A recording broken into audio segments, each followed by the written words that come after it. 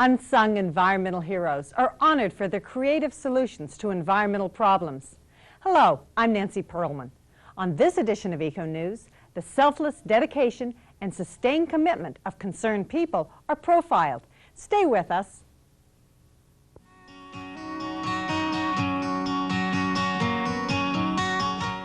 The interaction between the environment and peoples throughout the world affects the quality of life on this planet. As citizens of our community, we can participate in decisions impacting our city, state, and nation. In this series, we explore the effects of our influence on the Earth's ecosystems, as well as alternatives and solutions.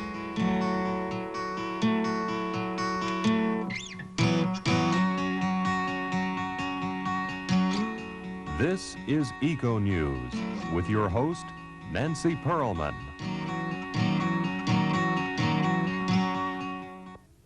Welcome to this edition of Eco News. We are pleased to present the 25 individual volunteers, professional conservationists, and nonprofit organizations who were recognized in 1993 by this nation's oldest privately sponsored conservation awards program. Now, the Chevron Conservation Award honorees. Life in all its forms is most abundant near water. The vegetation nurtures the insects, and the insects draw the birds. John Burroughs. There was a day when we could simply enjoy the natural beauty that lives all around us. Now we also know, thanks to the work of professional conservationists, that we must first understand its integrated existence and work to protect all the elements of a natural environment. Today, we honor 10 of these professional conservationists. Jonty Aldrich's home state of Oklahoma may be best known for its wide open plains where dry winds once welcomed the pioneer settlers. But since the early 1900s, more than 1.5 million acres of farm ponds, watershed lakes, and federal reservoirs have been created, prompting Aldrich to develop a plan for inviting another group of travelers, Canada geese, to make their homes in his state during their annual migration. Mr. Aldrich's plan took shape in 1980 when he worked as a state waterfowl biologist for the Oklahoma Department of Wildlife Conservation. He would spend the next 11 years increasing the population of the birds by establishing captive flocks, translocating the geese, and protecting and improving the state's wetlands. Due to the efforts of Jonty Aldrich, it is estimated that 20,000 Canada geese now live and breed in Oklahoma. The Sportsman Conservationists of Texas, or SCOT, has a tremendously dedicated and efficient staff of one person. His name is Alan Allen. And for 11 years, he's worked tirelessly to direct cooperative conservation efforts among sportsmen's groups like the Dallas Safari Club and environmental organizations such as the Sierra Club. Behind Alan Allen's leadership, the organization has blocked attempts to reallocate sportsmen's license fee monies that had been set aside for wildlife conservation programs and fought to pass legislation protecting fish and wildlife. Mr. Allen has also brought educational programs to thousands of Texas youth. During the last 2 years, more than 10,000 teacher conservation education kits have been distributed to schools statewide, a record number, and yet another testament to the conservation record of Alan Allen.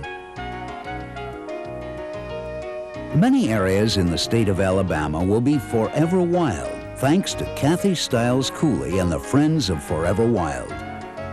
In 1990, while serving as state director for the Alabama chapter of the Nature Conservancy, a post she still holds, she was asked to join the governor's Forever Wild Committee to find practical ways of funding the protection and management of significant natural areas in Alabama. She not only helped draft legislation for a bond issue that would fund land acquisition, she also provided important leadership, bringing diverse groups to consensus on many key issues.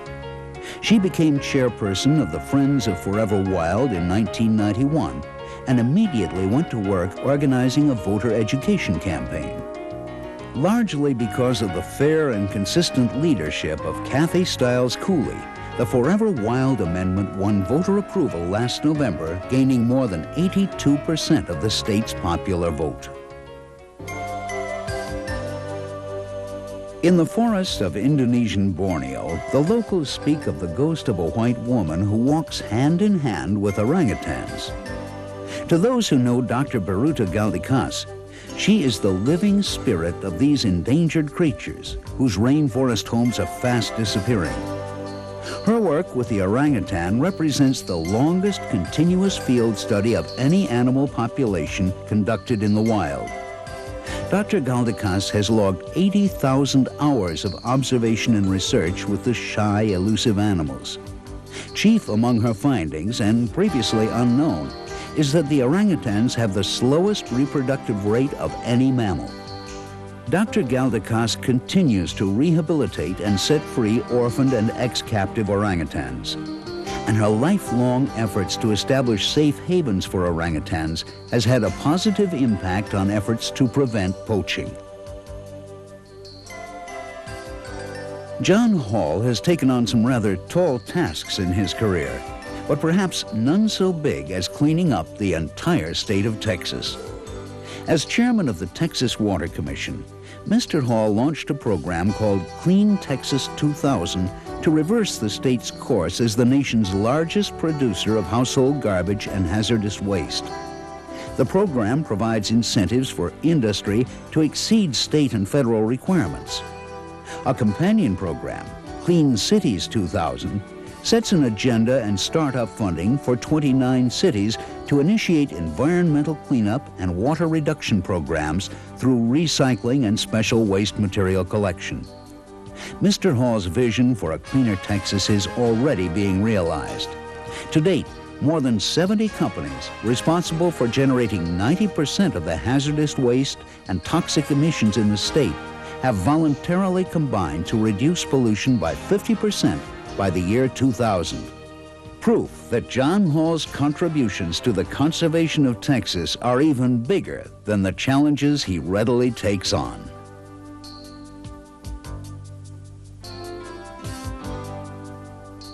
In 1983, Graham Hawkes was a young conservationist living in New York City when a new assignment took him to Chattanooga, Tennessee. His mission was to protect the Tennessee River Gorge, 25,000 acres of mountain pass where the Tennessee River winds its way through the Cumberland Range. But before Mr. Hawkes could secure even 1 acre, he had to convince residents who lived along the mountain slopes and narrow lowlands that Tennessee's Grand Canyon was worth protecting and enhancing. Directing what eventually became the Tennessee River Gorge Trust, Graham Hawkes accomplished this community relations task and also won the support and cooperation of the area's largest corporate landowners, government agencies, and the Tennessee Valley Authority. In the spring of 1992, the trust announced the successful completion of a $3.5 million campaign to raise funds to acquire land and expand educational activities within the gorge. Now, thanks to the efforts of Graham Hawkes, nearly half of the land in the Tennessee River Gorge is protected by the trust. Coy Johnston's efforts on behalf of South Carolina's chapter of Ducks Unlimited have produced virtually unlimited benefits for wildlife in the 350,000-acre Ace Basin estuary. As director of the Wetlands America of Ducks Unlimited Ace Basin Task Force Partnership, he helped to secure thousands of acres of privately owned land for the creation of the Ace Basin Research Reserve. By forging agreements for conservation easements and acquisitions among various landowners, government agencies, environmental groups, and corporations, Mr. Johnson helped ensure the protection and management of the Ace Basin Reserve. As a result, this wildlife area is preserved as a natural resource for future generations.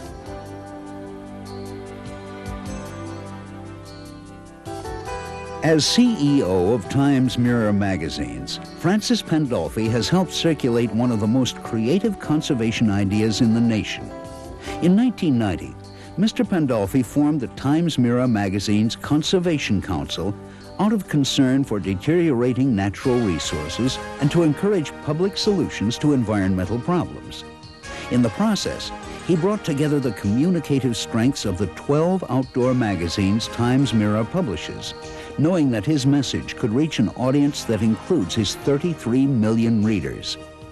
The Council addresses conservation issues by publishing quarterly editorials, and in an effort to encourage Times Mirror advertisers to address conservation issues, Mr. Pandolfi created the Partnership for Environmental Education.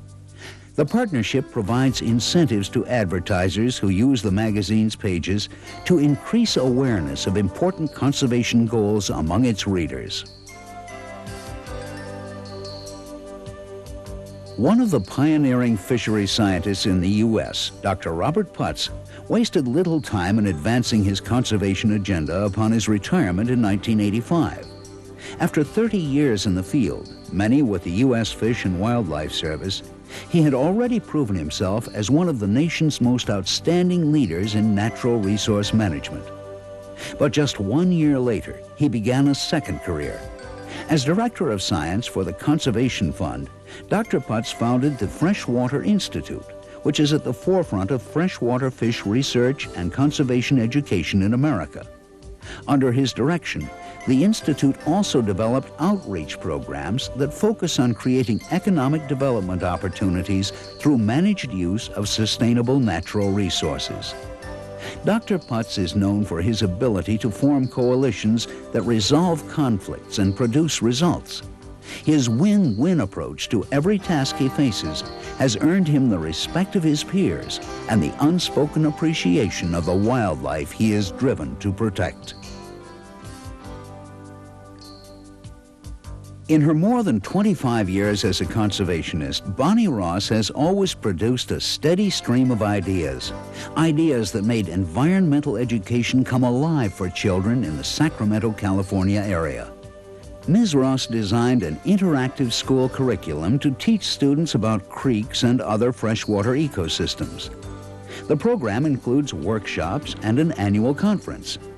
In addition to her work on behalf of children, Ms. Ross works as a naturalist at the FER Nature Center, where she shares her skills with numerous groups to advance conservation.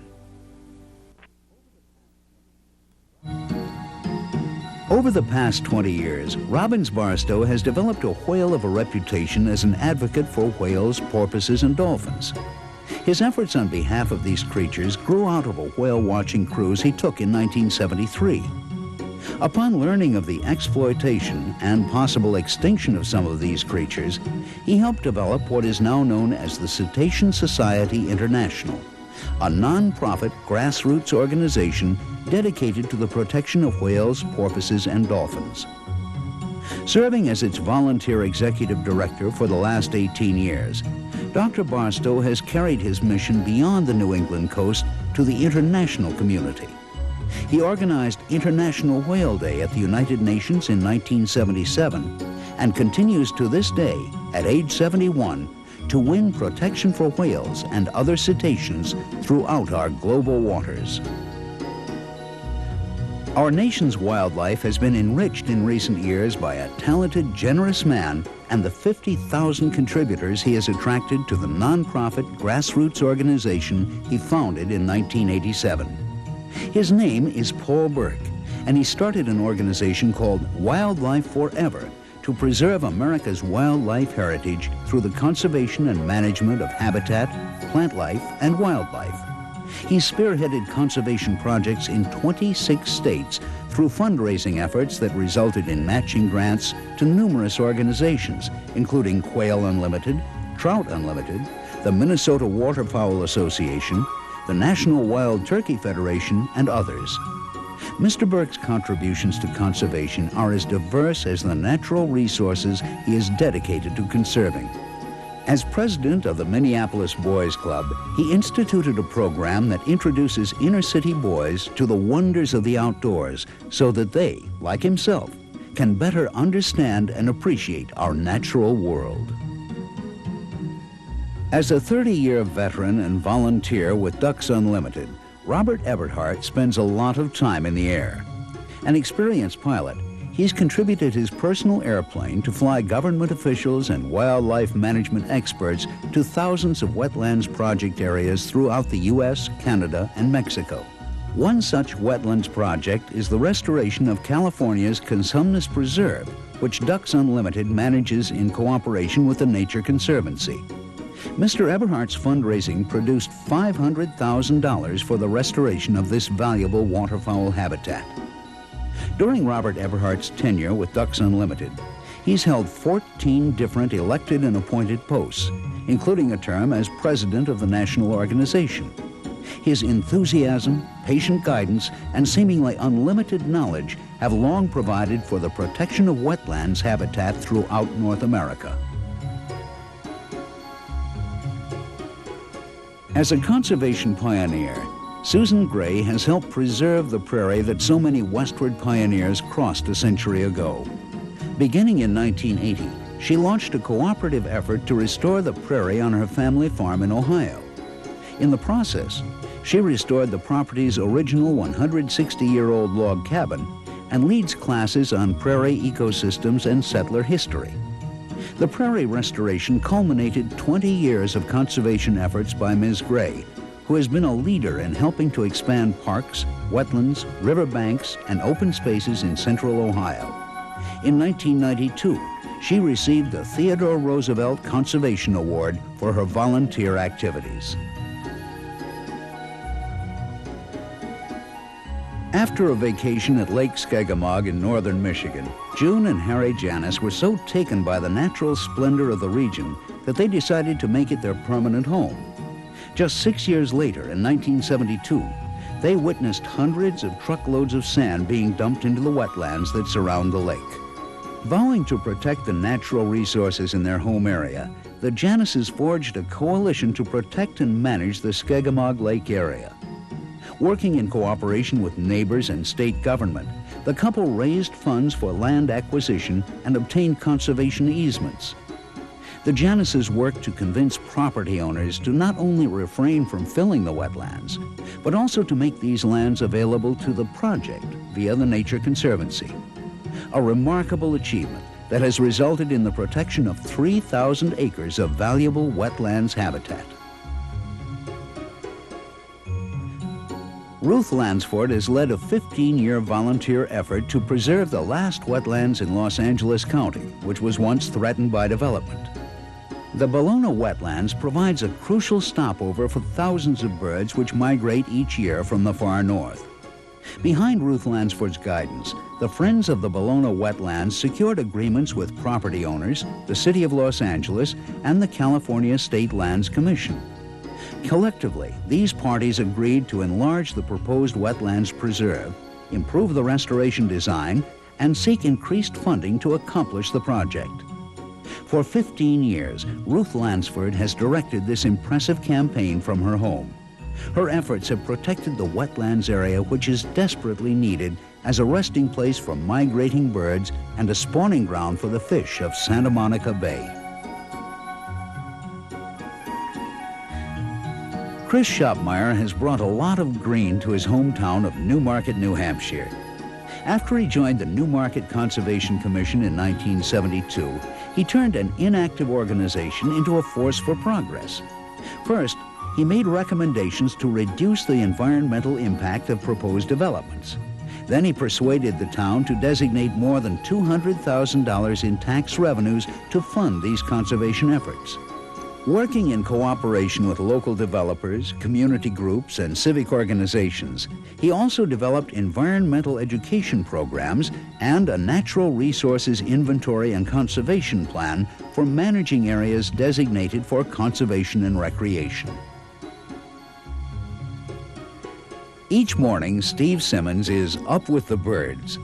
This Merced, California high school woodshop teacher has been running on this schedule since 1974 when he began building wood duck nest boxes. That year, at his own expense, he put up 60 nest houses. Since then, his hobby has grown as rapidly as the wood duck population he has so generously assisted. Over a 19-year period, he's logged more than 8,000 hours in the field, where he's trudged through forest and swamp to study wood duck nesting habits, migration patterns, and reproductive rates. In addition to his talents as a craftsman and researcher, Mr. Simmons chairs the California Wood Duck Program, whose 300 volunteers have placed more than 3,000 nesting boxes to date, and this year recorded the hatching of the 30,000th duckling. That, Steve Simmons will tell you, is reward enough for his efforts. It isn't often you'll find a ranch owner who would invite government agencies and environmental organizations onto his land. But that's just what fourth-generation rancher Dennis Sun did on his family's historic 500,000-acre Sun Ranch. And the results couldn't be any more promising. In 1986, he took a bold step by initiating a coordinated resource management program to improve the quality of all the natural resources on this triangle of land that includes the Sweetwater River Valley and the Red Desert. Working with many other groups, including the Bureau of Land Management and the Wyoming Game and Fish Department, Mr. Sun set out to improve the long-term quality and productivity of all the ranch's natural resources.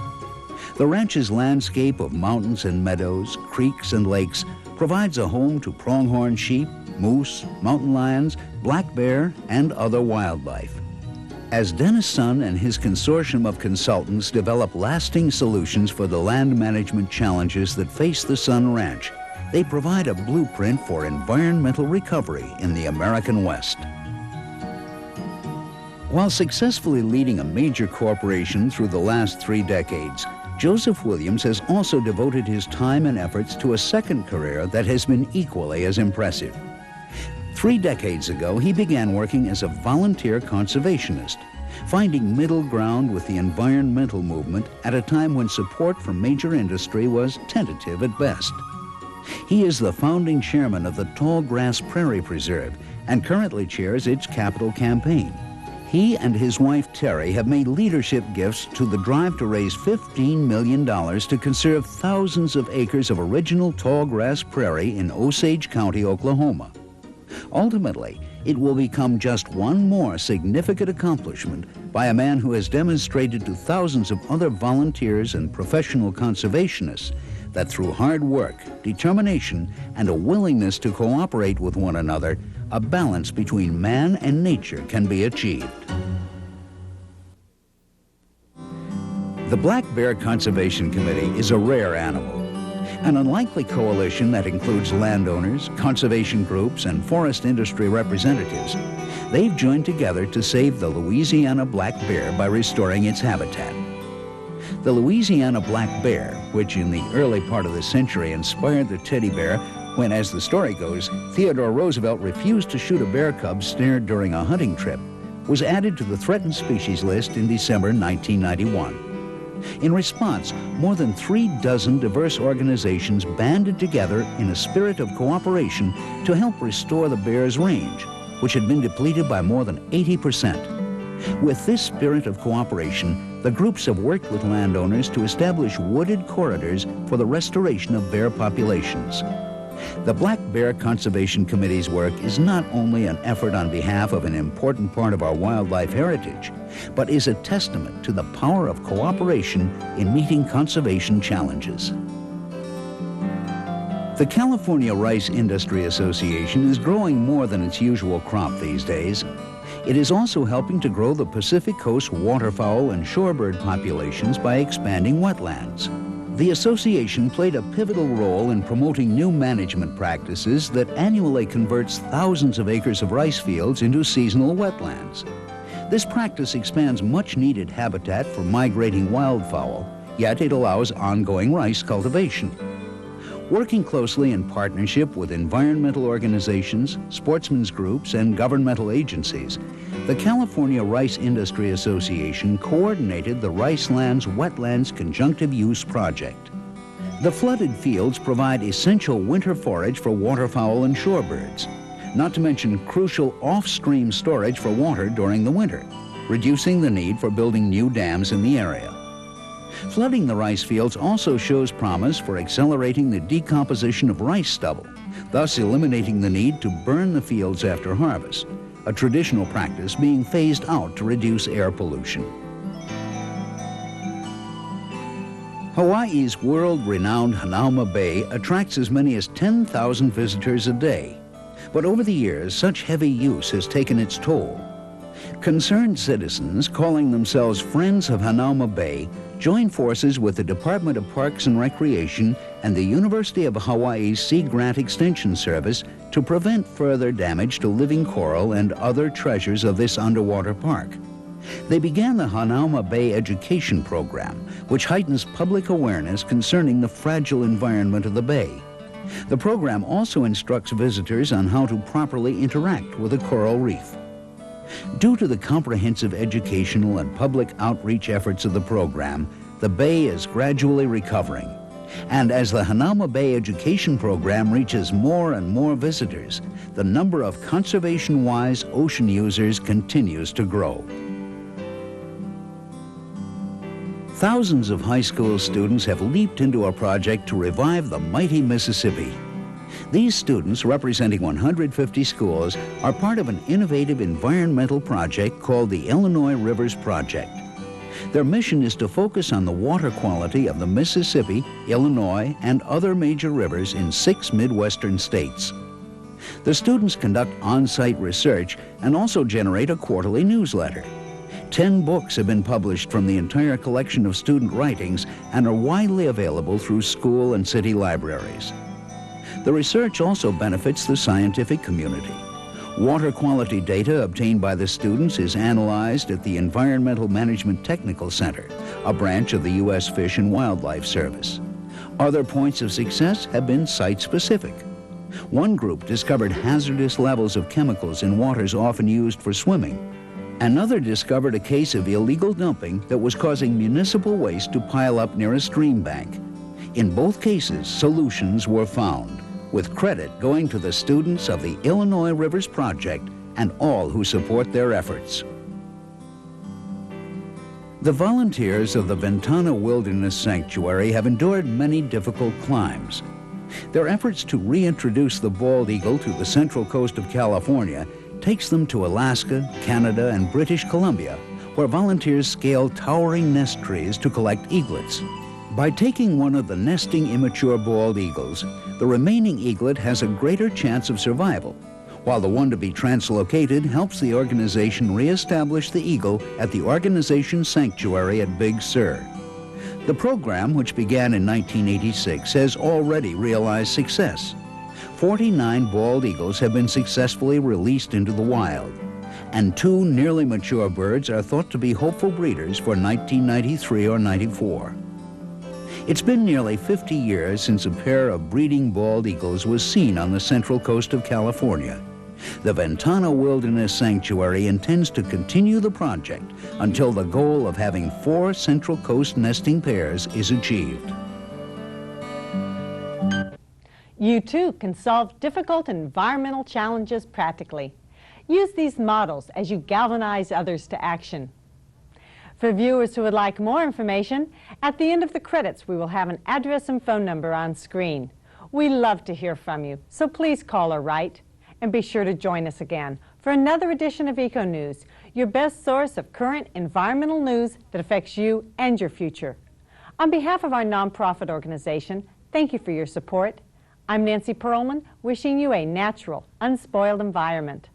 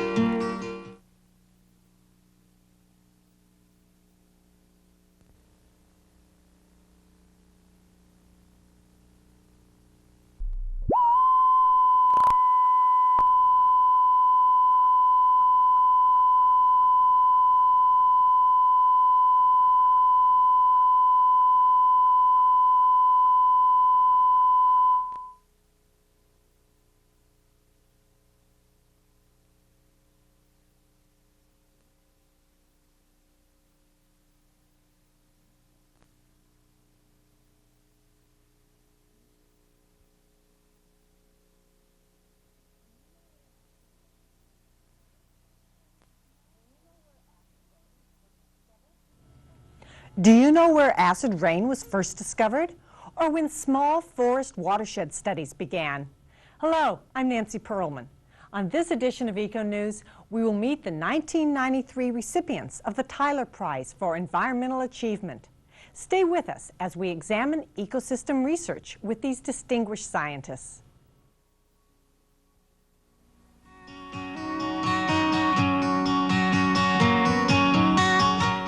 The interaction between the environment and peoples throughout the world affects the quality of life on this planet. As citizens of our community, we can participate in decisions impacting our city, state, and nation. In this series, we explore the effects of our influence on the Earth's ecosystems, as well as alternatives and solutions.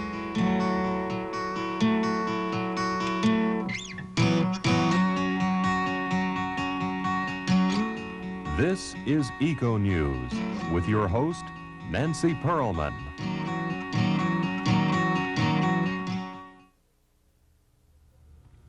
Welcome to this edition of Eco News. Joining us today are the 1993 recipients of the Tyler Prize for Environmental Achievement, a $150,000 award for environmental science and leadership. Both our guests have served as president of the Ecological Society of America and are members of the American Academy of Arts and Sciences and the National Academy of Sciences. Dr. Herbert Borman is now Osler Professor of Forest Ecology, Emeritus, with Yale University. He has received many honors, including the International St. Francis Prize for the Environment and the Rutgers University Distinguished Alumni Award. Dr. Gene Likens is the director of the Institute of Ecosystem Studies and was vice president of the New York Botanical Garden. He continues to hold professional appointments at Yale, Rutgers, and Cornell universities. He has received many honors, including the first G.E. Hutchinson Award for Excellence in Research from the American Society of Limnology and Oceanography, and the International ECI Prize in Limnetic Ecology. Welcome, it's a pleasure to have both of you with us. Could you tell us what got you started in the Hubbard Brook ecosystem study in the White Mountains National Forest in New Hampshire? Well, we were very interested in how a large forested landscape functions, how it works. And so we started with a very simple concept. The concept was, could we measure the chemistry of stream water, water draining out of this forested landscape, and use that much as a physician would use the chemistry of blood or urine to determine the health of the individual. So about 30 years ago, we began those kinds of studies using small watersheds within a large valley called the Hubbard Brook Experimental Forest, and began those kind of careful quantitative studies and have done that continuously until the current time. Long-term studies are very important, of course. What answers are you hoping to give us to help preserve not only our forests, our watershed, but all life on this planet? Well, our study is probably the most intensive forest study in the world. It's been going on for 30 years now. And what we have shown is how solar energy acting through the forest ecosystem controls the hydrology, the way water moves through the system, whether it's evaporated or runs out in terms of stream flow, how the chemistry is controlled by growth. Now, knowing that, we've set up a baseline, and then examining this baseline experimentally, and we take whole watersheds and apply treatments to them.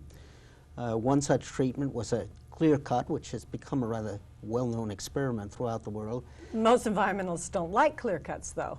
Well, but they happen, so you're trying to find out what goes on when they occur? Exactly, and what we found out was that when we cut this forest, that there was a great increase in the movement of water out in streams, a 30% increase over the year, and there was a substantial increase in chemistry. In other words, the ecosystem was losing nutrients to the streams, draining it.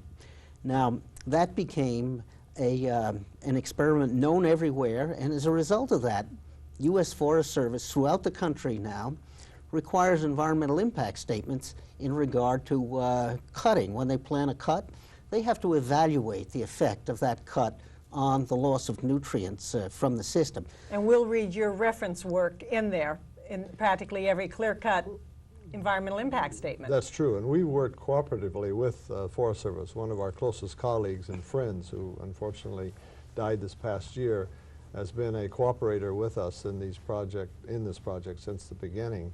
And so there was an immediate feedback, if you will, in terms of our information into the Forest Service component of the way forests are managed in New England. If I understand this correctly, when most of the plant life, the upper vegetation, is destroyed, clear cut, that leaves so much runoff available that increases. If we have more plants in the forest area, the soil absorbs water more and therefore reinvigorates and refurbishes the water underneath the water table. Is that sort of the simple way of summarizing that work? Yes, water is passing through the system, and two things can happen to it. It can either be evaporated or it will go out as a liquid, either into the stream or down to groundwater. Now, when you cut the plants, they are tremendous evaporators through a process called transpiration, and you cut that off. And then that water, some portion of that water becomes stream water and flows out of the system. I want to add a little thing about clear cutting because this has been a very heated controversy, and oftentimes it's misunderstood, or people try to apply information that we got in New England to, let's say, California. And we like to try and apply research everywhere if we can. True, but you have to be very careful. It isn't often applied on a one-to-one basis. Because the tree species are different, the wildlife is different, the interactions soils, are different. Everything is different. Amount of rainfall, the evaporative power, all those things. In other words, the pine and fir forests of the temperate climates are not the same plant life that we find in a tropical rainforest. Not at all. But the principles, the basic principles are all the same. That has been shown in these different ecosystems. This is what I think one of the most important findings at Hubbard Brook is. We have a model, and we have shown what these principles are, and we've actually quantified them for ourselves. Now, others looking at our model should look at what the model is exactly and go to their system and then try to fill in the data that is appropriate to their system. Our model tells them the questions to ask. What are the appropriate questions that have to be asked and answered before you can develop a sensible management scheme? So you've asked questions, gotten answers, but recognize that it's going to be different in different locales. Right. But the model that Herb is talking about is of utmost importance because it does provide the framework, and it provides the framework for putting real numbers into the system. You know, I started by saying we wanted to know how this complicated forested landscape works. Well, the way it works is by putting the numbers in that system so that you can understand how it works. And so the model is a fundamental component. In that study, you discovered acid rain because you were looking at water. At the inputs to the system. We wanted to know all the inputs to the system and all the outputs to the system so that we could understand its connection with the rest of the biosphere. Prior to that, people didn't realize that the pollutants in the air were coming down on the vegetation and creating what we call acid rain. Now, of course, that's not rain that is pure acid. It's still rainwater, right? That's right. I think that was known. People knew that the rain had chemistry and it was coming down. What we showed was that it happened to be quite acid, the rain that was falling not only at Hubbard Brook, but throughout New England and the Northeast. And we call that to the attention of scientists in, what was it, 72 or something like that? 1972. And Did they believe you? Did they say we must change our approach and action to how we're running our factories? I know that the Canadian government eventually got very upset that U.S. acid rain's landing on their forest lands. Oh, there was a lot of skepticism. We were skeptical ourselves. In fact, when we began our study at Hubbard Brook in 1963, one of the first things we discovered was that the rain and snow falling there was very acid. But we didn't know that it was particularly unusual. We thought maybe it was just something peculiar to the White Mountains of New Hampshire. And it wasn't until several years later when we got some additional data that we were able to understand that this was a regional phenomenon. So we were very skeptical as well. And I remember debating at that time whether could this rain have any effect on the soil of the system, and thinking, no, not possibly have any effect. And now we're finding very clearly that it has major effects on the soils of the forest ecosystem in that area. I think back to many scientific discoveries, and quite often both the scientists, as you were, and the public are skeptical about the results. They're not sure the results are really what's being said. The ozone hole is a prime example of that, CFCs and their impact. I think our results eventually became fairly well accepted. What came into debate was, where was this acid rain coming from, and what did it do? And you know, we have had, since the time of publishing that paper, 20 years of intensive research throughout the country, and in fact much of the world, on acid rain, what it means, what to do about it.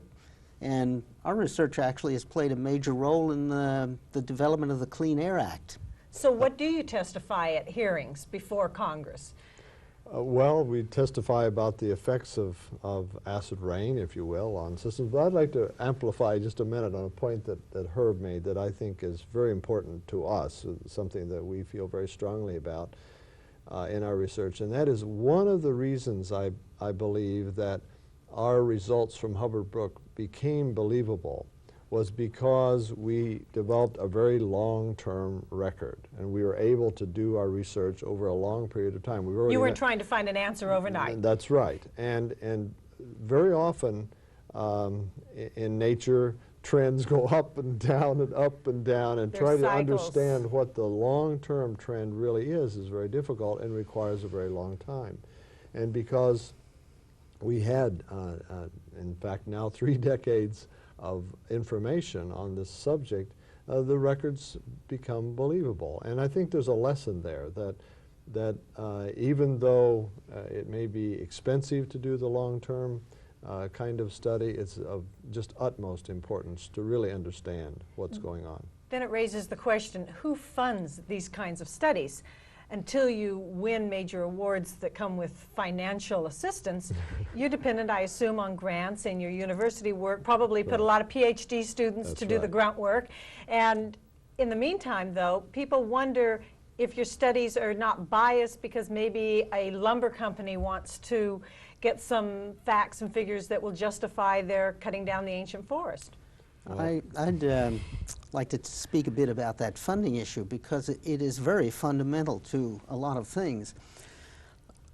In general, my feeling is that considering the importance of environment, and it is truly important, it is the equivalent of economics, although that's hard to get others to agree with that, but it really is for the future of humankind. And the amount of money that goes into environmental research totally in comparison to what goes into keeping our productive system going is minuscule. And it just seems to me that in the coming decades, as environment is going to be, I hope, recognized as being more and more central to our survival, that kind of funding just simply has to be increased. Research on environment has to grow orders of magnitude. And the reason for that is, unless we have environmental information, we can't make wise decisions about the split between environment and economics. We've heard all these arguments, you know, jobs or environment. Those arguments are stupid. It's really not an or issue. It's got to be and, but to know that and, we need to know a vast amount more about environment. We've learned a lot, but there's much, much more to be learned. Since, if I can add one more thing, you asked the question about our support, and this is a good opportunity. We've had wonderful support from the National Science Foundation for the full 30 years of our study, which is phenomenal in itself. Did you know you were going to be doing it for 30 years? No way. In fact, the way that works is you put in proposals to the National Science Foundation, and they are judged by your peers as to whether the quality is good or not, and you may be funded, you may not be. So we did this often on a 1 year at a time basis over this period of time. But it's a good opportunity to thank the NSF for that long-term support. But the research that needs to go on is quite extensive. We know that most species of plant and animal life haven't really been analyzed and studied and documented. That's pretty obvious because we can look in a book or in the museum and see that it's just a name and they know not much else. But in areas that you're looking at, most of us, the public, don't understand what we don't already know. We know about water. Water's been around for ages. So are you really talking about relationships rather than taking specific elements out of the system and understanding more about how the water, the soil, the cycles of the plant and animal life all interrelate? All of the above.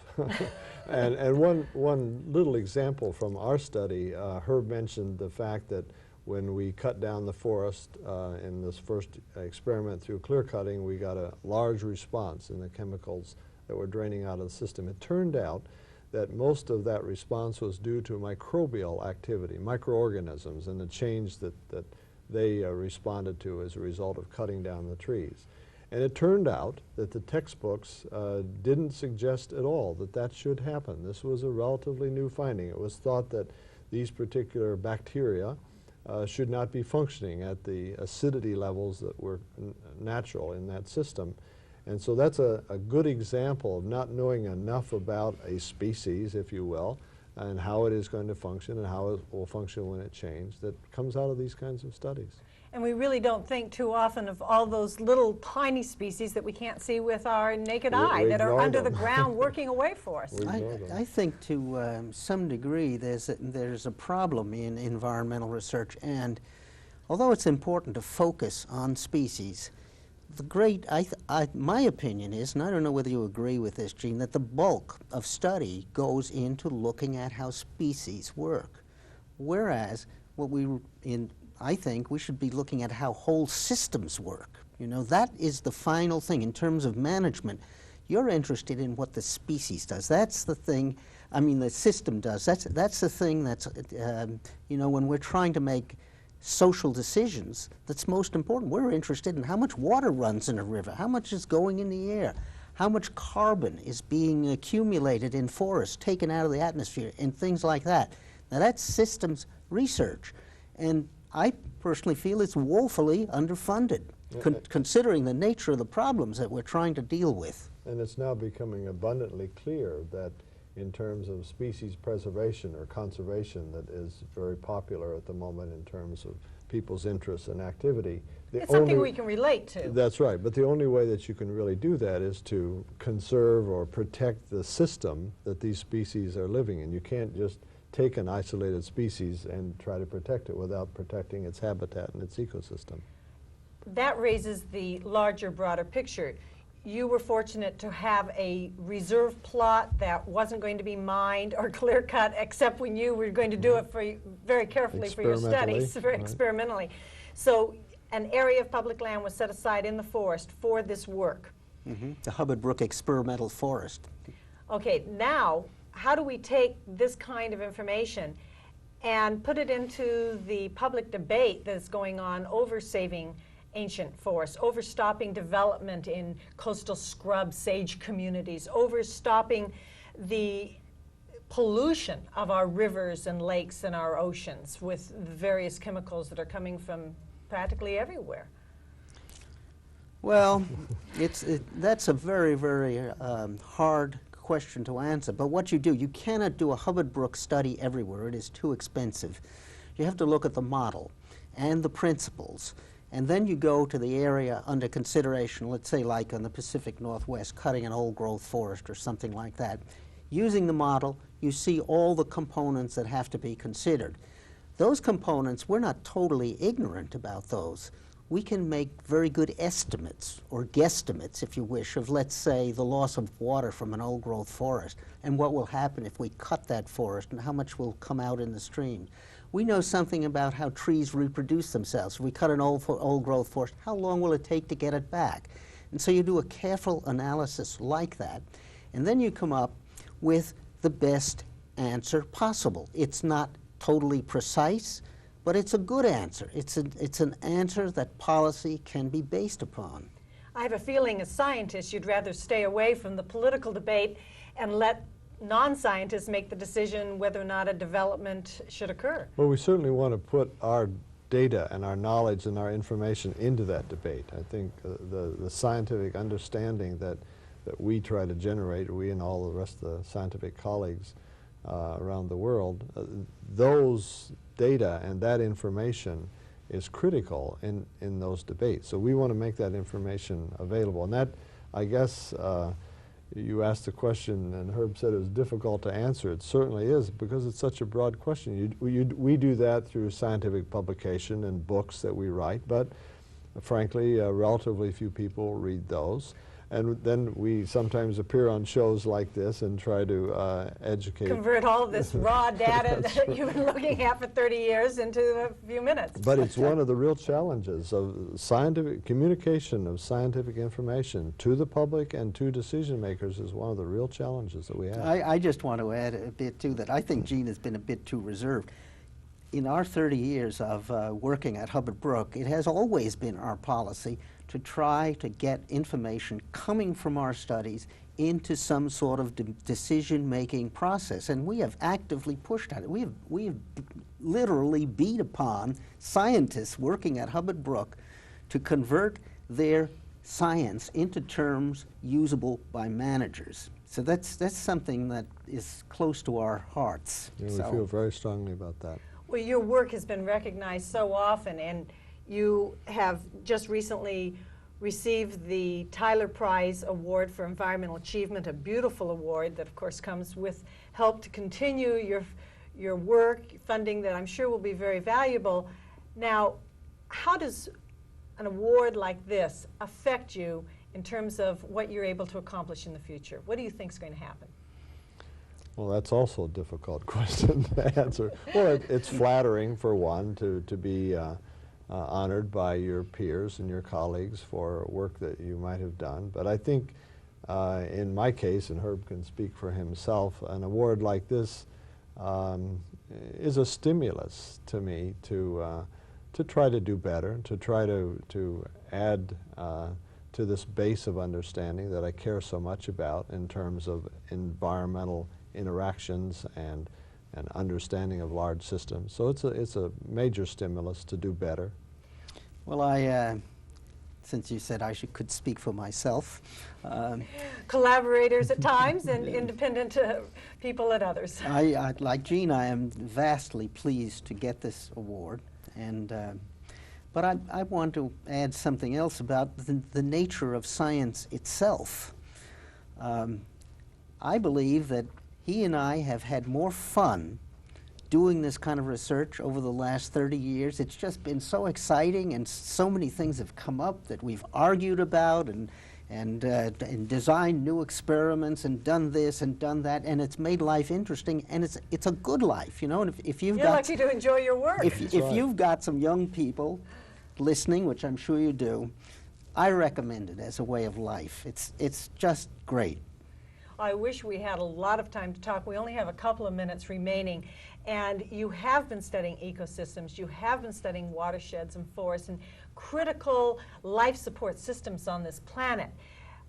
Perhaps you could give us your perspective of what's going to be happening in the environmental, political, economic world. It's all related. Where are we going? Are we going to save all these wild ecosystems? What more research do you want to do? What are the questions that you still haven't gotten answers to? Well, I'll tell you what's on my mind these days. You know, you read the papers, you listen to TV, and we're becoming one world. But the one world we're becoming is the world of trade. And you constantly hear of more growth and development. Every political being in the world seems to be pushing for more growth. But more growth, more people coming onto the earth, and particularly the prodigious use of natural resources, all those things have an environmental downside. Absolutely. And we cannot continue to go that way. But no one seems to be willing at the moment to face that. No one is willing to speak about limits. How far can we go, yes, and still maintain human life in, let's say, a state of dignity? It's the most fundamental question facing society. Absolutely, the carrying capacity of the planet. Well, we have to mention that if the fact that the population continues to grow at ever-increasing numbers, and we just have to deal with that problem. That seems to be the problem that almost all scientists are going to have to work with in one capacity or another. That's right. We have to. Whatever they're looking at, how are more people going to impact their work? I just want to say one thing about scientists.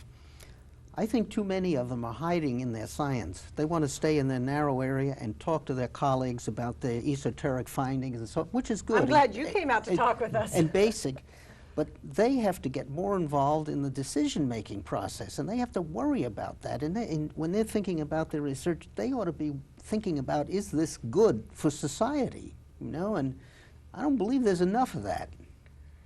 There's certainly a lot that could be done. I think your role model is one that we all need to appreciate and follow.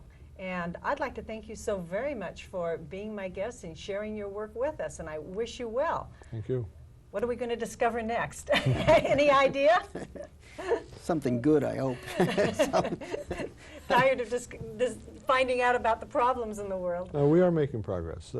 Clearly, there is greater and greater understanding all the time about how these complex, enormously complex systems work, and we're making progress. Well, keep up your good work. Thank you very much for being Thank my you. guest. Thank you. I have been speaking with the 1993 Tyler Prize honorees, the Tyler Prize for Environmental Achievement. My guests have received so many distinguished awards, including the Forest Service 75th Anniversary Award. Both have served as president of the Ecological Society of America and are members of the American Academy of Arts and Sciences and the National Academy of Sciences. Dr. Herbert Borman is now Osler Professor of Forest Ecology Emeritus with Yale University. And Dr. Gene Likens is the director of the Institute of Ecosystem Studies and was vice president of the New York Botanical Garden. He continues to hold professorial appointments at Yale, Rutgers, and Cornell universities.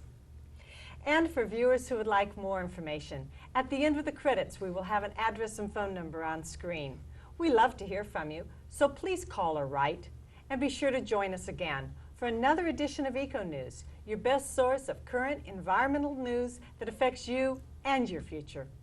On behalf of our nonprofit organization, thank you for your support. I'm Nancy Perlman, wishing you a natural, unspoiled environment.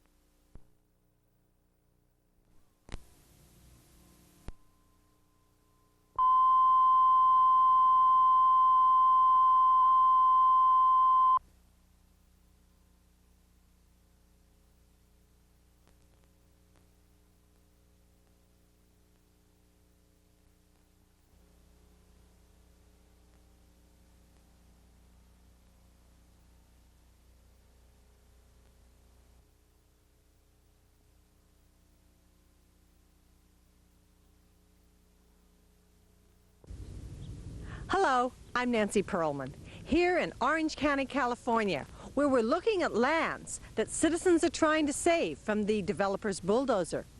Stay with us on this edition of Eco News as we tour the emerging Laguna Coast Wilderness Park.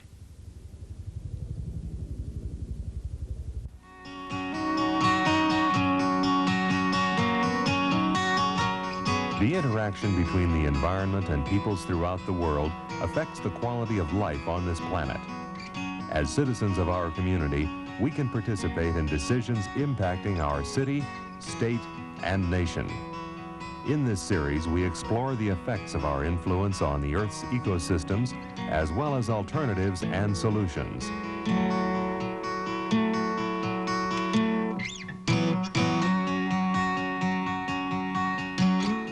This is Eco News with your host, Nancy Pearlman.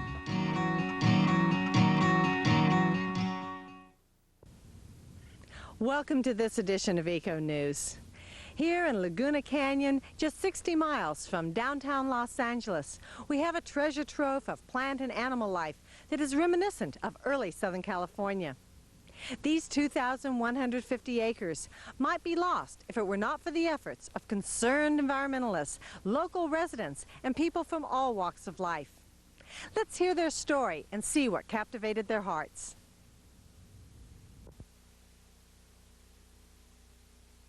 I'm standing here in the middle of a 2,150-acre natural and pristine habitat that we hope to save.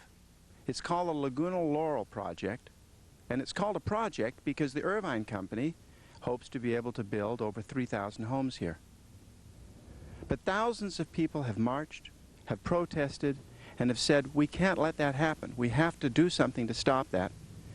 And in 1989, a historic agreement was reached between the Irvine Company and the city of Laguna Beach, whereby this project could be stopped, and by raising the appropriate monies and buying it, could be kept intact as a pristine and natural habitat. But it goes beyond just that, because it's not just the 2,150 acres that we call the Laguna Laurel Project. Rather, that's the heart of something more magnificent even, and that is a 15,000-acre natural wilderness park, of which the Laguna Laurel Project forms the centerpiece. That 15,000-acre wilderness park is called the Laguna Coast Wilderness Park, and we hope that as the years evolve, more and more is going to be brought into that to create the magnificent and wonderful habitat that will be unique to an area such as South Orange County that is becoming so densely populated, so densely developed. To imagine Manhattan without Central Park, to imagine San Francisco without Golden Gate Park, is to understand the magnitude of what this wilderness park is all about. Because the land here is so valuable. It's so difficult to be able to put together and to assemble something of that size and magnitude. But it's been done, and all we have left now is the saving of the Laguna Laurel Project from development. And we're committed and bound to make sure that it happens. I'm standing in the heart of what for me and thousands like me is something very precious. It's a wilderness park that borders on the ocean, and yet it's surrounded by urbanization. South Orange County, an area whose population has doubled in only a few years, and that has many, many more plans for further growth, has one chance to save something that is a natural and precious kind of a thing to save, and is unique in the United States. For us, this is the culmination of a 24-year dream.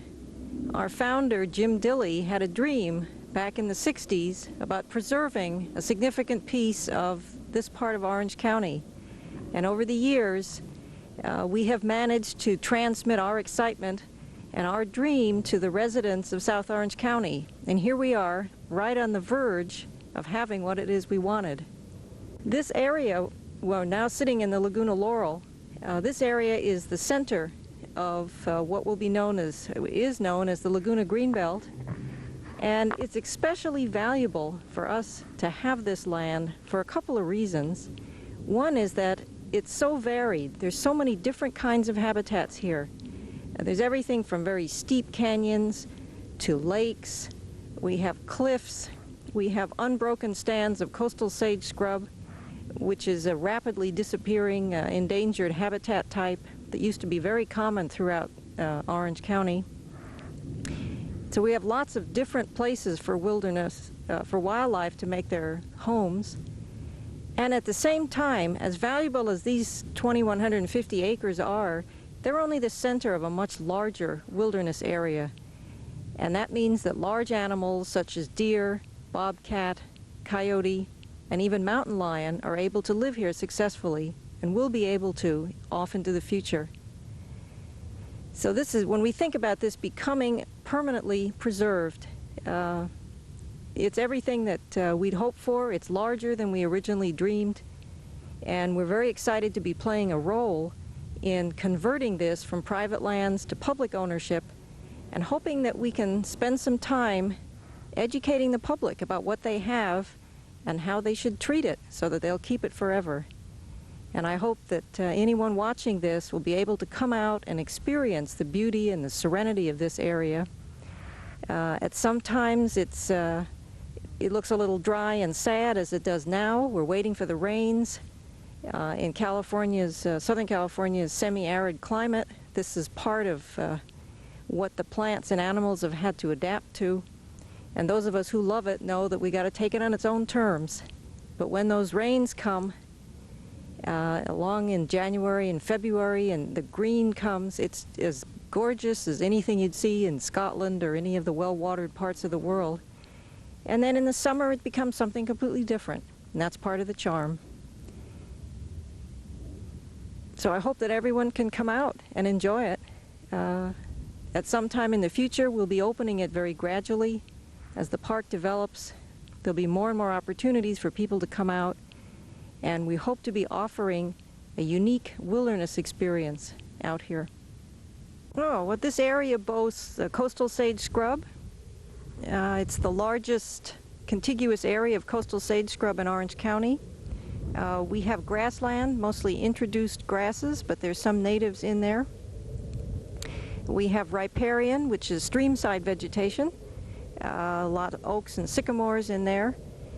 We have lakes, natural lakes, and so that's a different kind of wet habitat.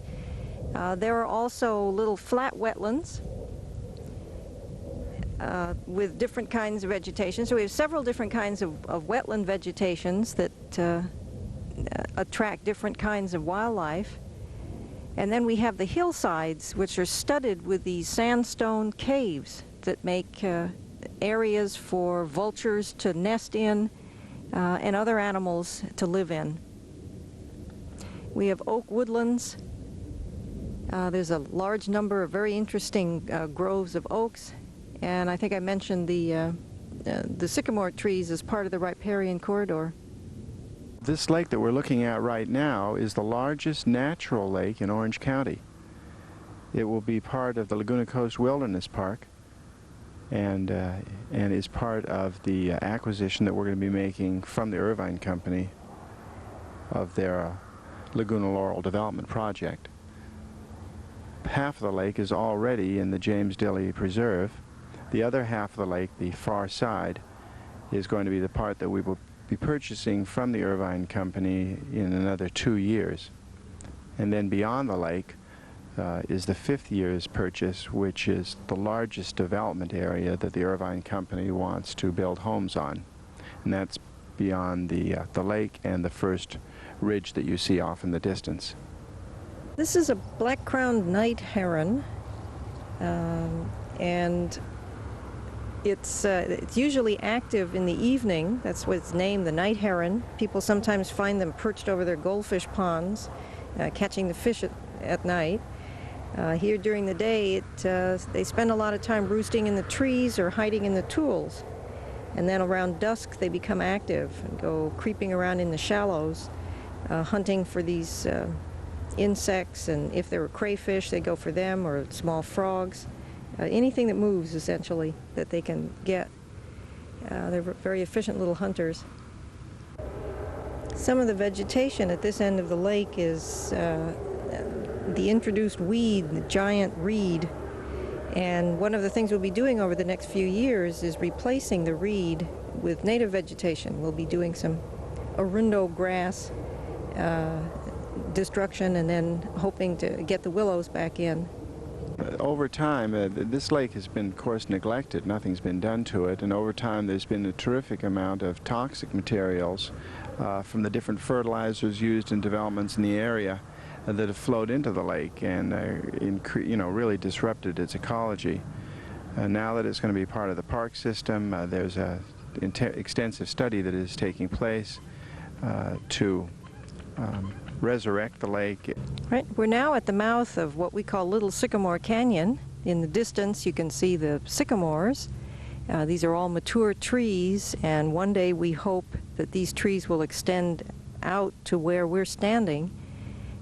This area, the area between us and the sycamores, was extensively grazed for 100 or 150 years by cattle, and this has resulted in the complete elimination of all of the brushy species of the coastal sage scrub that used to be here, and the replacement with annual grasses that are not native, and a bunch of plants that are not grasses that are also not native. The cattle grazing has been eliminated. The park authority decided to terminate cattle grazing in the park, and we are now waiting for a restoration plan. So we really have old California here. This is what people came to Southern California for, and it's still all here. And what we have to do is learn how to keep it here while being able to come in and enjoy it. We believe that the saving of this land and the creation of the Laguna Coast 15,000-acre wilderness park will set a precedent that others throughout the country can use in fashioning the kind of solutions that we need to have to preserve our environment and our heritage. As more acreage is set aside for parkland, the public will have many more recreational opportunities and the chance to see true natural ecosystems.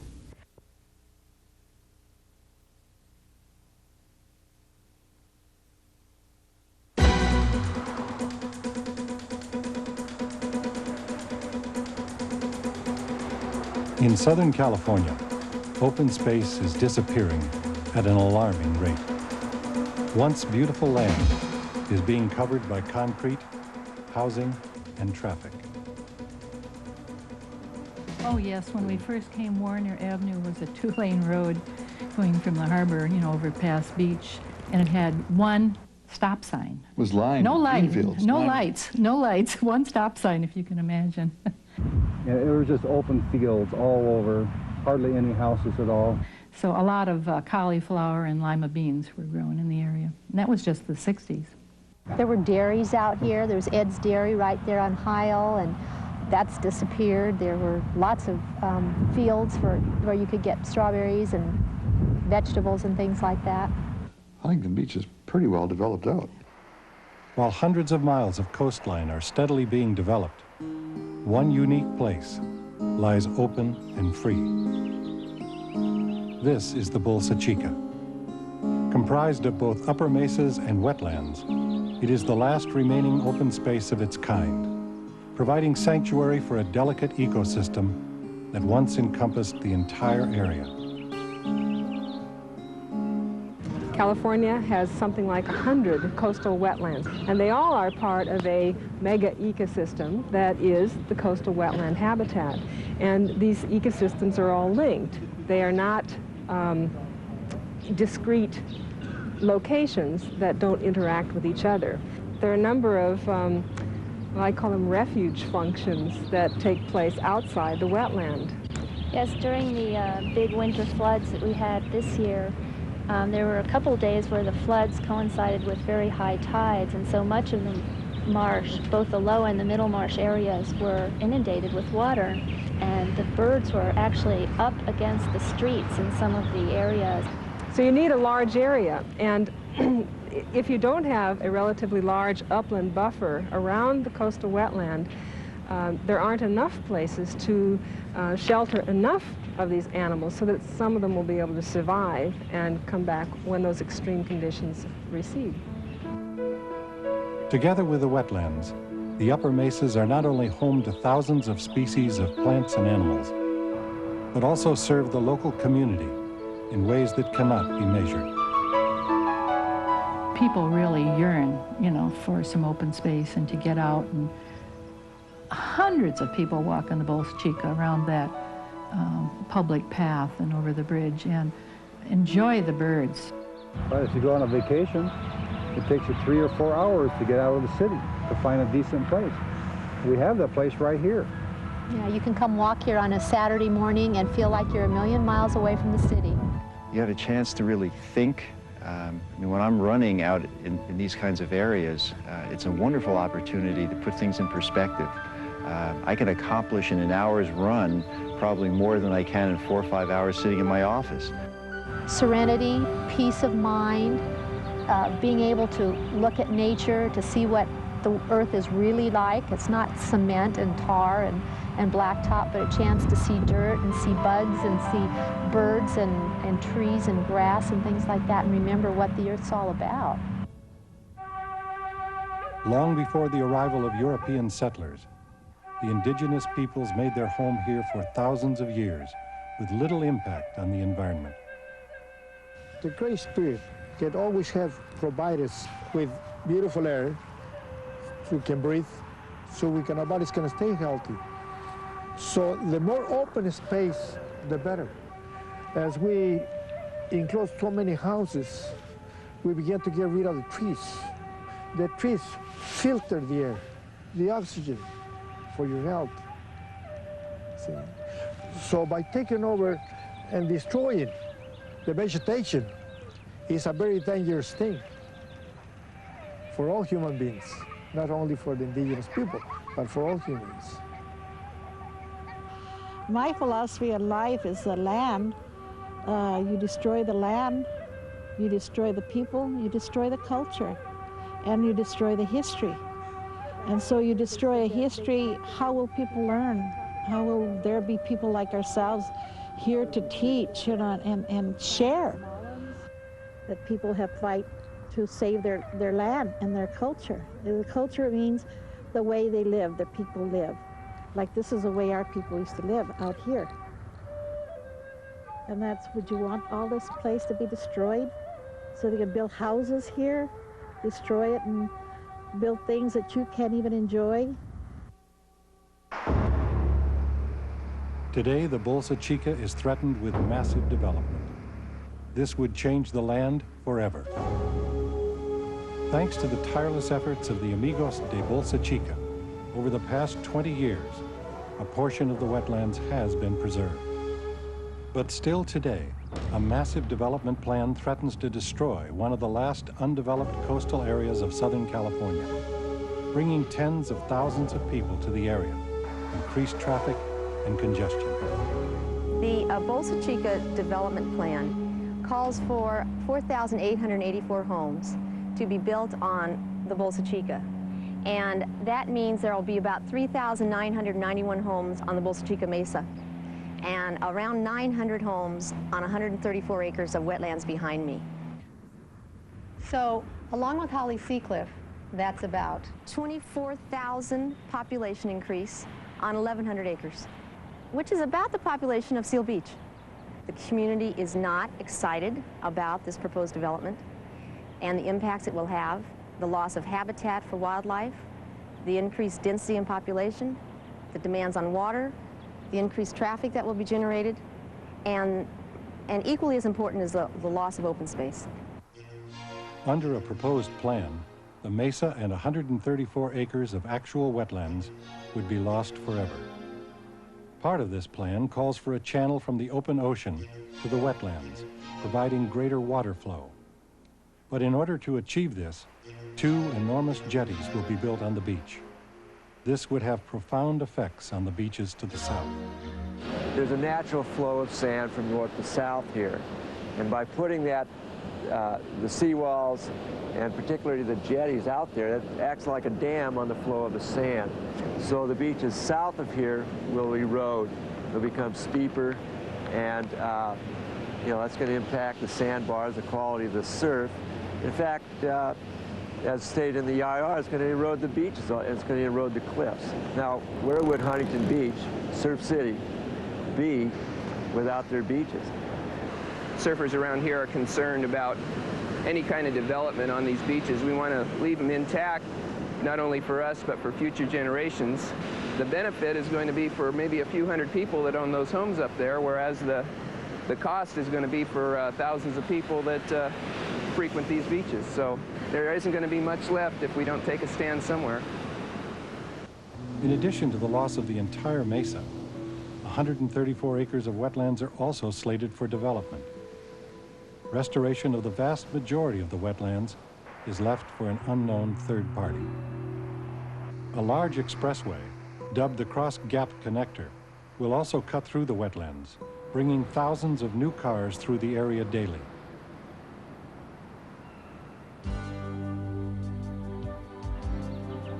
For the residents of Southern California and visitors from all over the world, Bolsa Chica rests like a jewel in the midst of this intensely urbanized and developed coastal area. Its loss would be tragic. Fortunately, a dedicated group of residents and experts have stepped forward to provide a solution. That solution is a win-win situation for all involved. Land trusts are an increasingly important broad-based movement in the United States.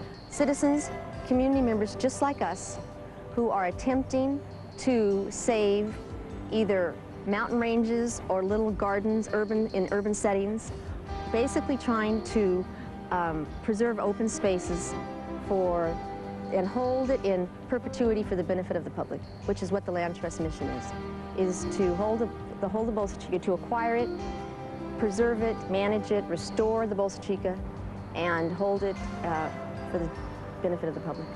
And we in no way believe that this is a taking or that anything negative should be taking place. We want to work with the landowners, and we want to come to a fair market negotiated price so that they will be able to get a return on their investment. And we also believe that community rights are compatible with individual property rights. And that is the basic ground upon which the Land Trust moves and is motivated. If we continue to sanction the development of our precious natural wonders, we will shortly find ourselves living in communities that have no open space left. Where else can children grow and learn and be free? They need to run in the grass. We want them to enjoy what we've enjoyed our lives. Yeah. Especially now that we have grandchildren. Oh, yeah. I've always grown up in an environment where there's grass, there's trees, there were 4 seasons, and I had the opportunity to kind of grow and be nurtured by the changing seasons and have a chance to kind of spread my wings. And if we continue to develop all of this wonderful potential open space, that we're going to be leaving nothing for our offspring. In a global way, a lot of people are recognizing that we need to turn to the earth and look with new eyes at nature. We have here on the edge of the continent, on the edge of California, right next to the Pacific Ocean, a little bit of land left that has not been built on for whatever reason. And it's open and it's largely wild and natural. And that is a very important statement and a very important opportunity for us as a community to learn and to preserve it.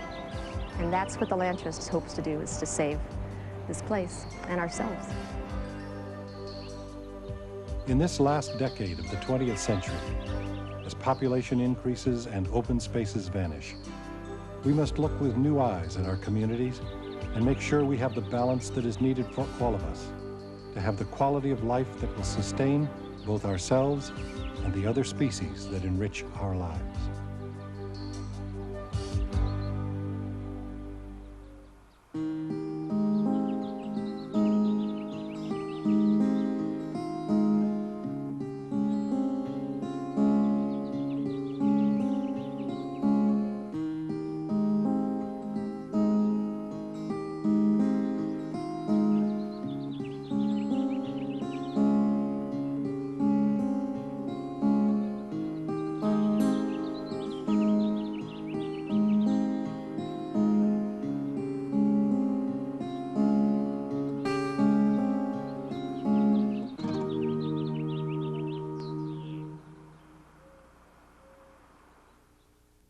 For viewers who would like more information, at the end of the credits we will have an address and phone number on screen. We love to hear from you, so please call or write, and be sure to join us again for another edition of Eco News, your best source of current environmental news that affects you and your future. On behalf of our nonprofit organization, thank you for your support. I'm Nancy Perlman, wishing you a natural, unspoiled environment.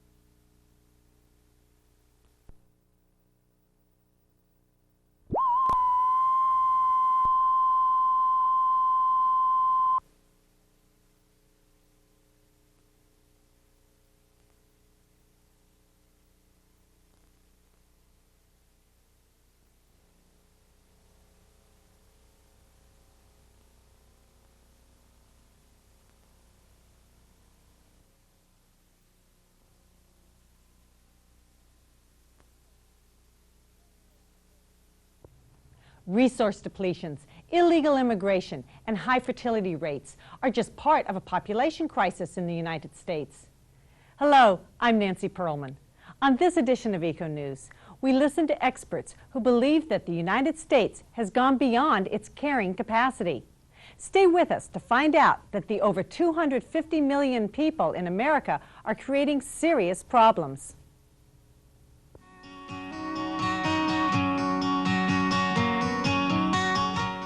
The interaction between the environment and peoples throughout the world affects the quality of life on this planet. As citizens of our community, we can participate in decisions impacting our city, state, and nation. In this series, we explore the effects of our influence on the Earth's ecosystems, as well as alternatives and solutions.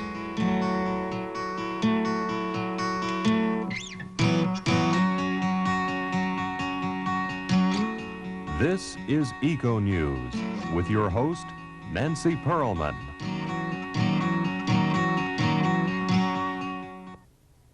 The award-winning documentary, Population Crisis, USA, by Educational Communications, focuses on why a country with only 5% of the world's population is overpopulated. And now, part 2 of this special.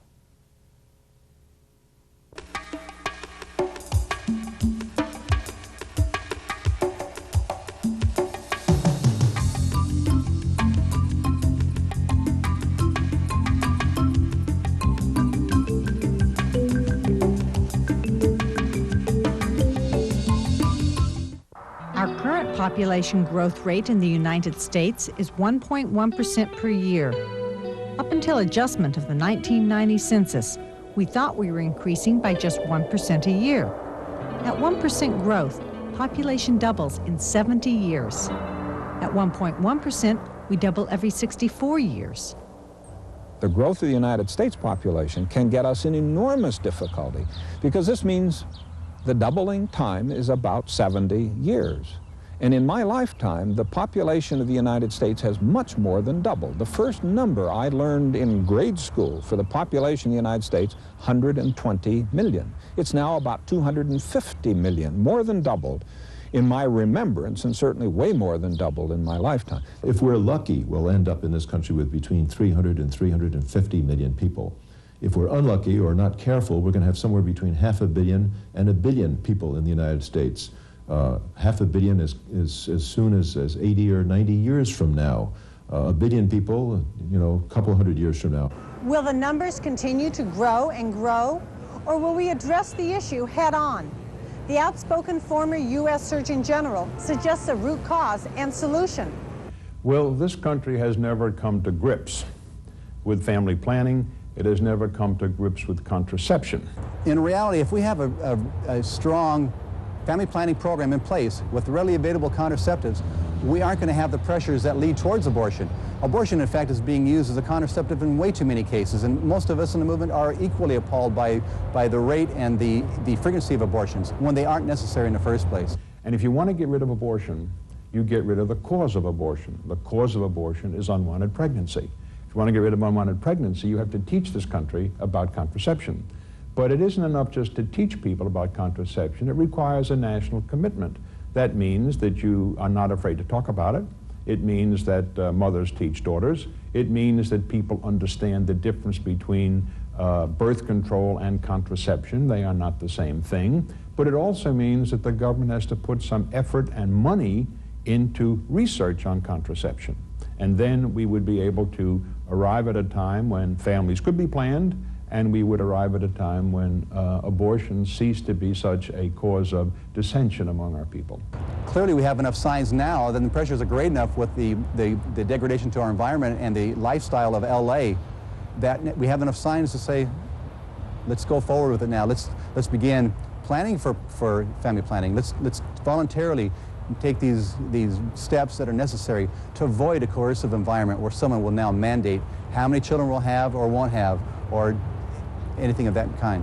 I think the most important thing that the government could do, or that the society as a whole could do, is to make a statement about population stabilization, as we have in effect made a statement about preserving the environment, where we say, okay, we've grown long enough, we're over 250 million, we're in the top 10 countries in population in the world, we have undisputed military might, what more do we have to do?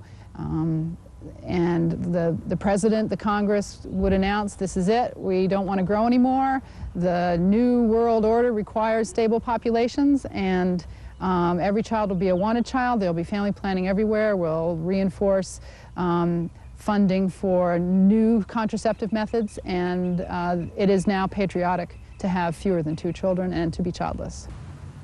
Family planning in itself is not the answer, but it does contribute to the goal of reduced family size. Regardless of one's feelings on family planning, the overriding issues of carrying capacity and consumption ultimately determine the path we choose. But our fertility rate must be coupled with the issue of migration, specifically immigration into the United States. The combination of legal and illegal immigration accounts for nearly 50% of our annual population growth. In 1986, Congress established the Immigration Reform and Control Act, or IRCA. It established tough new regulations on illegal immigration, with specific provisions to sanction and fine employers who knowingly hire undocumented workers. The Immigration and Naturalization Service and its U.S. Border Patrol are charged with enforcement of IRCA and the responsibility of stopping illegal immigration, and their efforts sometimes resemble a military action. The busiest section of the border with Mexico is the section adjoining San Diego, California, which is actually less than 1% of the total southern border. We control approximately 66 miles of international border. That equates to a traffic pattern of approximately 14 miles between the two countries. Within those 14 miles, we see a great deal of illegal alien activity. To give you an example of that, we're looking at approximately 1,800 to 2,000 arrests every 24 hours. That equates to, for the month of April, 56,400 apprehensions in 1 month. People always ask how many got away, and it's a little bit like asking, about the fish that got away and how big that was. But we get a pretty good feel on how many people we are not capturing through a number of categories, one of which is the census. The census estimates that the U.S. population grows by about 200,000 people a year due to illegal entry, aliens entering the United States illegally. The U.S. Census figures can be thought of as a base. Estimates are that the number could be more than twice as high. In 1986, the Immigration and Reform Control Act was passed. That had an immediate impact on our borders. To give an example of that, in 1986, for the entire year, this area of San Diego, the San Diego Border Patrol, apprehended in excess of 600,000 aliens entering. Needless to say, you don't know how many were getting away, but we apprehended over 600,000 people entering our borders here in San Diego. After the passage of the bill, the figures dramatically dropped. We dropped at 500,000 in 87. We continued to drop to 1988 with 300,000 for the year. That's still a lot of people, but when you compare 600,000 to 300,000, there was an impact. What we're seeing now is last year we apprehended 473,000, which is showing us that there is an increase coming back. Statue of Liberty doesn't say in those memorable words of Emma Lazarus, doesn't say send us everybody you've got, illegally or illegally or whatever status. That's not what it says. You have to reach a national level of immigration. You have to deal honestly with people who are persecuted around the world. That's our duty. But it isn't the duty of the United States of America to take in every single person that's dissatisfied with their country. Illegal immigration is something that we could be doing a lot more with. Some people think there's nothing we can do about that problem. We need the political will in this country to do something about illegal immigration. We need to stop illegal immigration in this country. If we had the political will to stop illegal immigration in this country, we could do it. Certainly, as we have seen, attempts at enforcement are being made. However, in Congress, the debate over both the control of illegal immigration and the amount of legal immigration had a very narrow focus, barely touching on the larger population issues of consumption and carrying capacity within our borders. The Congress passed legislation significantly expanding the immigration laws, allowing many more people to come into the country, which I think was a tragic mistake. I think the United States is clearly overcrowded right now. That is, there are more people in the United States than is ideal for the size of the country. And what we ought to be doing is figuring out how we stabilize the population as close to where it is now as it can possibly be stabilized, and then reduced in the future. But nobody talked about that. They just said, well, we'll take more people in, and they got talent to bring, and we're the United States, we ought to take them in. Well, there are 5.3 billion people on the earth, and if you opened up the doors to the United States, I assume you'd at least 2 billion of them would want to come here. We can't handle 2 billion and still maintain a decent quality environment in which to live. Let's even look at legal immigration and the fact that it contributes to 30% of our growth. That's a big chunk of the pie. So we need to be looking at that. At population-environment balance, we advocate replacement-level immigration. Organizations such as Population Environment Balance are quite aware that a policy of replacement-level immigration has not been adopted. Indeed, since the passage of IRCA, the Immigration Reform and Control Act, legal immigration has increased 40%, and the number of legal immigrants now greatly exceeds the number of illegal immigrants. Right now, approximately 200,000 people are voluntarily leaving the country. Therefore, approximately 200,000 people should be allowed into the country. That is our reasoning for that number.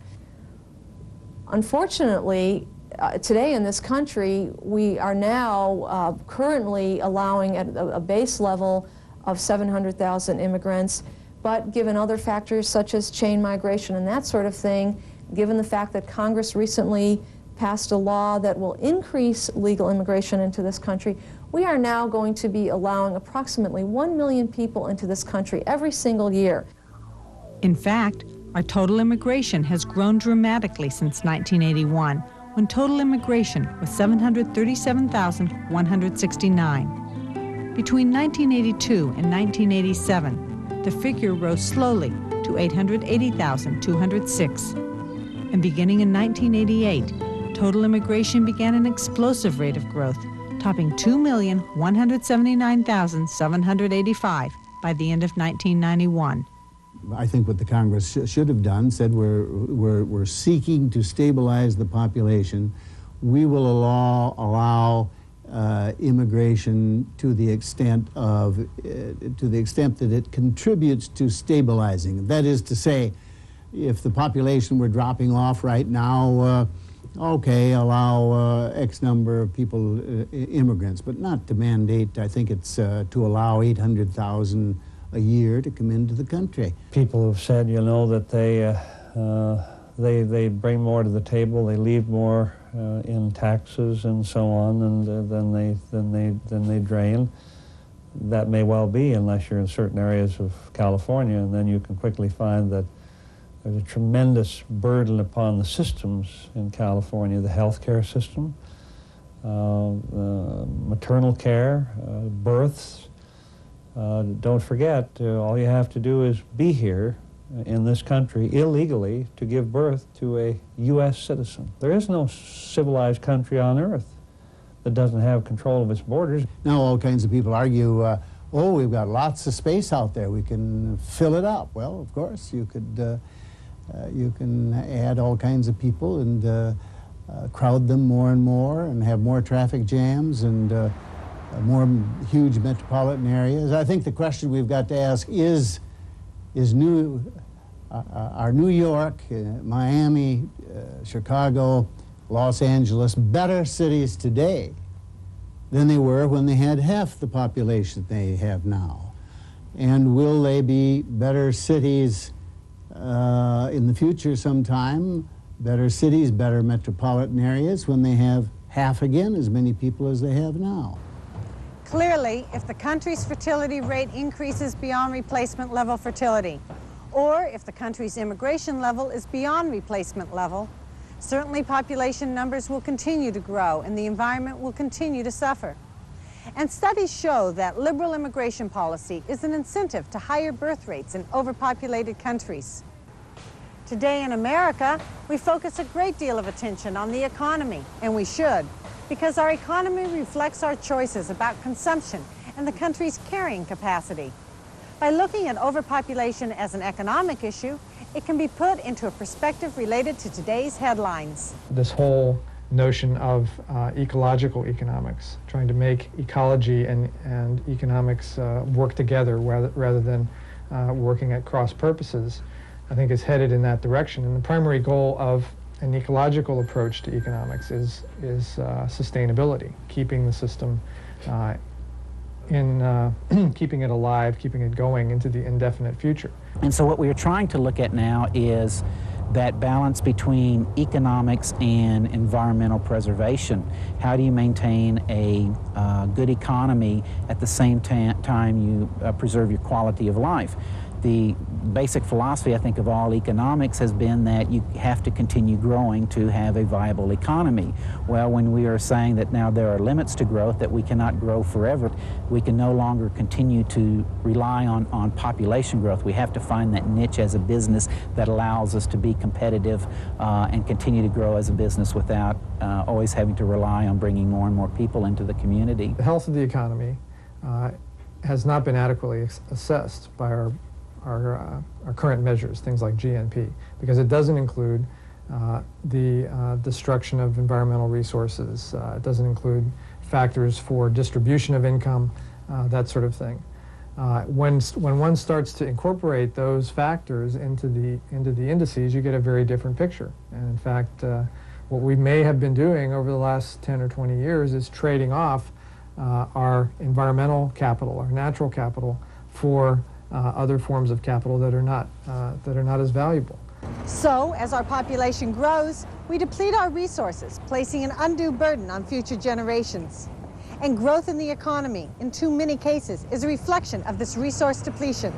The Exxon Valdez oil spill, for example, led to an increase in the GNP because it required more activity. More people had to go out and do work cleaning up the oil, but obviously that was not something that we would have preferred to have happened, or that in any sense should be counted as a benefit, as a positive activity. But the way GNP is currently accounted for, that's something that was counted as a positive activity, and a lot of other things that fit into that same category.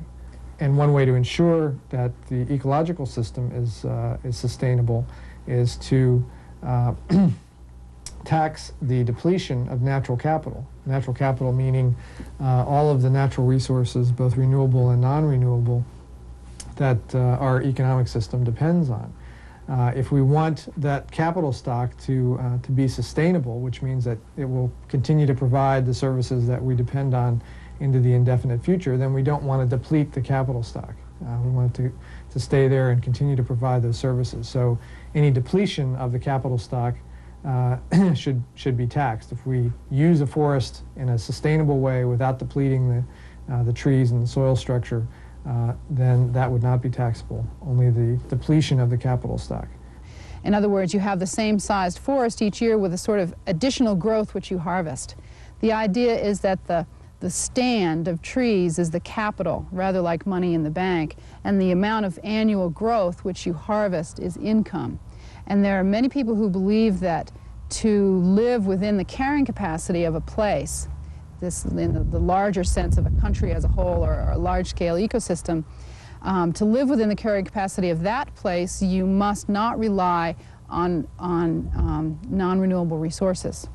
The effect of that would be to make sure that the costs of all the products that we're producing in the economy reflected their costs in terms of natural capital depletion. And by doing that, we wouldn't allow the system to exceed its sustainable limits, to go beyond the carrying capacity. Since population increases gradually, the effects are felt slowly. Urban congestion, traffic, pollution, and noise are some of the most noticeable signs of overpopulation. As we attempt to address the concerns associated with overpopulation, the issues of carrying capacity and consumption become critical factors in the solution. We must maintain a harmony with the rest of the natural resources. And for that purpose, I think human beings will have to impose their own self-imposed discipline in maintaining populations at levels which the natural resources can support. When I was born, there were 1,700,000,000 people on Earth. When I organized Earth Day, there were 3,700,000,000. Now there are 5,300,000,000. At the turn of the century, there will be 6,300,000,000. When I was born, there were fewer than 100 million people in this country. Now there are 250 million. And depending upon projections of fertility rates, in another 50 or 60 years, there will be 300 million or 350 million. Are we going to be a better nation for everybody here with another 50 million people or another 100 million people? The evidence indicates that the answer is no, we would not be a better nation. Obviously, there is no instant solution. This growth rate cannot simply be stopped immediately, and even slowing down population growth will take years of effort. It would take close to a century to do it in any humane way. Population is a tremendous force. It has a momentum you wouldn't believe. It would take two things which are both very difficult for anybody who believes himself to be a decent person and humane. One, you have to limit immigration, and second, you have to limit fertility. And this is something that we haven't come to yet. We've been willing to tell other countries that they've got to limit their fertility, but we've never really bitten the bullet and said, if we decided that we shouldn't keep growing, that we're going to have to do something about it. Individuals born in the United States are already limiting fertility to about 1.7 children per woman. But blended with the immigrant sector, the fertility rate has recently risen to 2.1 children per woman. Immigrants have more children for two reasons. One, they often come from countries which idealize large family size. Secondly, people expand their family size targets when they see economic opportunity relative to what they have known. Conversely, they lower family size preferences when they perceive shrinking opportunity. Americans, for example, were enjoying a very prosperous period when we had the baby boom after World War II. Native-born Americans' fertility is low now because the opportunities we used to take for granted have disappeared for most people. The year 1973, before the two oil price shocks and before the baby boomers and high foreign immigration hit the labor market, was the last year in which Americans of all educational backgrounds enjoyed a rising standard of living. And that's why we must greatly reduce legal immigration to replacement level. This will require an all-inclusive annual ceiling of 200,000 persons per year. And I think there's a point at which we're going to have to look at the population growth both internally and externally and say, what can we literally carry in this country and do a good job, not just exist, but do a good job so that people have jobs and houses and food and education, and decide what our standard is and then adhere to that standard. I must say, just speaking for myself, I'm not sure how many people we should have in this country. I think we can take decent care of more or less the number of people we have now. I don't think we should have an awful lot more. I just think in terms, again, referring back to these questions of quality of life, that we're going to find it much less fun, much less good to live in this country in the future if we have 50, 100 million more people than we have now. I ask people to look around them and see the changes that have been going on in their lifetimes. How many buildings are going up, how many trees are going down, how many cars are on the road. If you don't believe statistics, and statistics can be confusing and they can be boring, and who wants to listen to statistics? Don't pay attention to statistics then. Walk out your front door. In order to have a healthy environment and a healthy economy in the future, I think we are going to have to recognize that there are limits to the growth that can occur, and we're going to have to deal with it. We're going to have to say, this is what we can do, and I think communities have to set their standards and say, this is the standard that we want to maintain in terms of education, environment, and a variety of other issues, and then decide what that standard will allow, the amount of growth and the amount of population that standard will allow, and then hold to it. It's going to take the political will of a lot of elected officials to do that, and they're going to get a lot of pressure from developers and people who don't want to do it. But if we don't, we're going to destroy what most of the people came to this country for in the first place. Up till relatively recently, we thought we had limitless resources and a unlimited amount of land. That's clearly not true. It hasn't been true for some time. If we were living in some sort of dream world, in an ideal world, in a vacuum, so to speak, where we could create resources as quickly as we are creating people, then it would all look good. It looks good on paper. It looks very good on paper, but in the real world, it doesn't matter how you cut it. If we don't do something about population growth, we are going to destroy our environment. We need to have a national population policy. For administration after administration has ignored the importance of having a national population policy.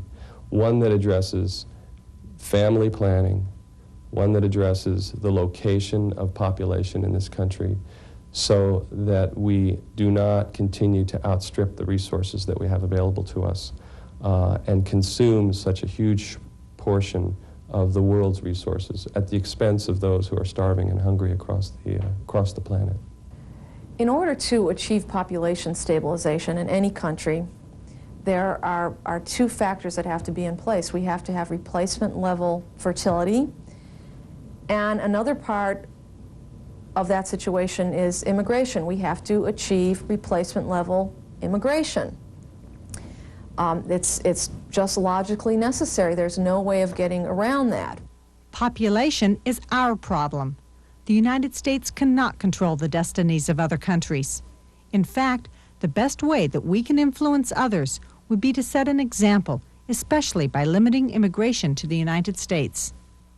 So where do we stand? Our consumption of resources provides us with the highest standard of living in the world, but that consumption comes at a high price. We Americans consume the equivalent of what 5 times the population of China would consume. There is no question that at some point, and very soon, we will feel the effects of our population and consumption. Probably we are feeling it already. Many working people know that they are doing less well than their parents did. And many Americans are deprived of the opportunity for a good education or any job at all. Riots and other social crises cannot be understood apart from the diminishing opportunities available to native-born Americans, as well as established immigrants, many of whom are being hurt by later waves of immigrants. And if our fertility and immigration rates remain as they are now, our population will double in 64 to 70 years. This is 1/2 billion by the year 2060. Think about how your life will be affected by this fact. Think about the crowds, the megacities, pollution, and sheer lack of open space. And think about who this impacts the most. Not you, not me, but the next generation and the next. Will our children and our children's children ever be able to realize the American dream? So what can we do? First, we need to stabilize our immigration. If we allow immigration only to the extent that Americans leave the United States, our net immigration gain would be zero. Second, we must continue at replacement level fertility or lower. Third, we must improve education and opportunity for children of America live now. And fourth, we must see the negative impact on our long-term economy of the use of fossil fuels, and therefore alter our practices by converting to a solar-based energy system. These transitions must be implemented immediately. It is a slow process, but it must begin now. It's not easy, and the choices are tough ones. But do we really have a choice? Do we want to choose to live in a country of 500 million people with no end to destructive growth in sight? And that's just it, a choice. It's up to you. I'm Nancy Pearlman. Thank you for joining us.